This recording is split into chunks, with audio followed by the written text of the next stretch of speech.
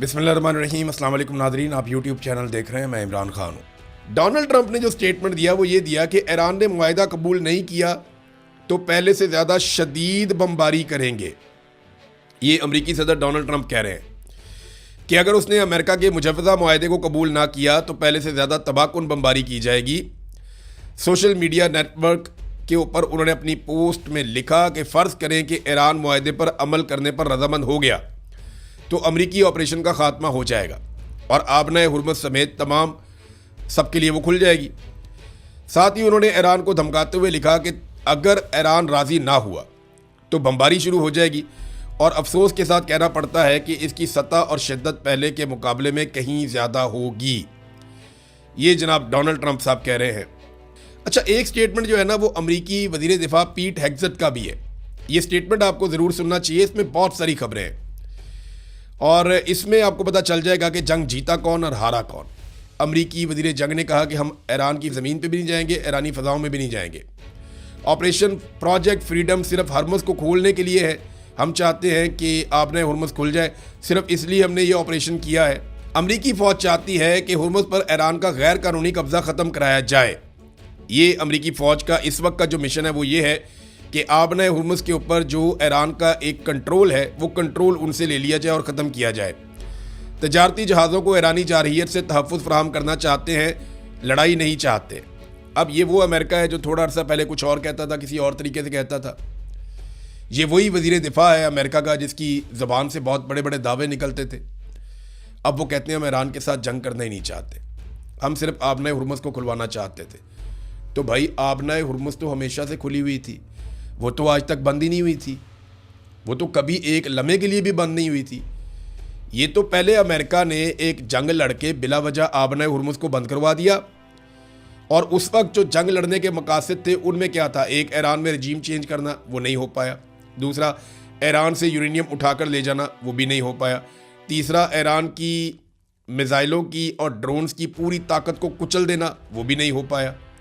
रज़ा Pahlavi को Iran में पहुंचा के वहाँ का हुक्मरान बना देना, वो भी नहीं हो पाया।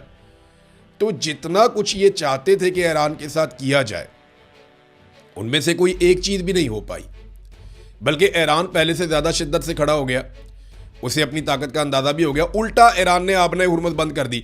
अब वो पुराने सारे मिशन छोड़ के जो आबनाए हुर्मुज़ पहले खुली हुई थी, जो अपनी बेवकूफ़ी से एक लड़ाई करवा के इन्होंने ईरान के हाथों बंद करवा दी, अब इनका वाहिद मिशन ये रह गया कि वो खुल जाए, पहले की तरह हो जाए कि चलो ठीक है कोई गल नहीं, वो तो मान ले जैसे पहले था वैसे ही कर लेते हैं। तो ईरान अब उसके ऊपर भी नहीं मान रहा। इसकी ना मिसाल आप ऐसे ले लें कि जैसे एक आदमी ज़मीन पे कब्ज़ा लेने के लिए गया और वहाँ पे लड़ाई हो गई, वो आदमी वहाँ से भागा और उसके जूते वहीं पे ज़मीन पे रह गए और अब वो मुज़ाकरात इस बात पे कर रहा है कि यार कब्ज़ा नहीं देंदे, ना दो यार, मेरे जूती दे वापस कर दो। ये है सूरत हाल।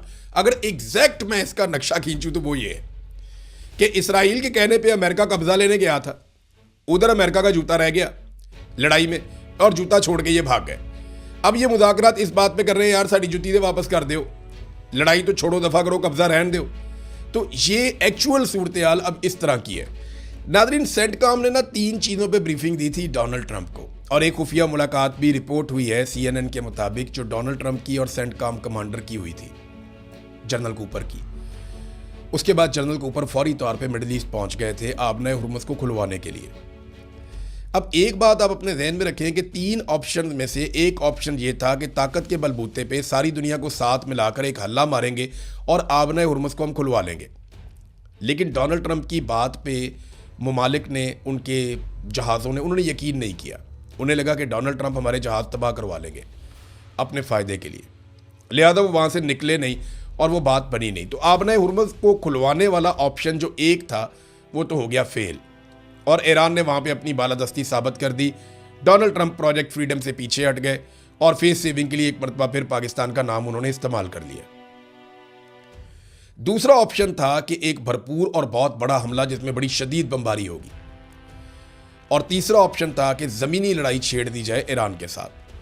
अब अमेरिका क्या इन 2 बाकी बचे हुए ऑप्शंस को इस्तेमाल करेगा, यह है एक बड़ा सवाल।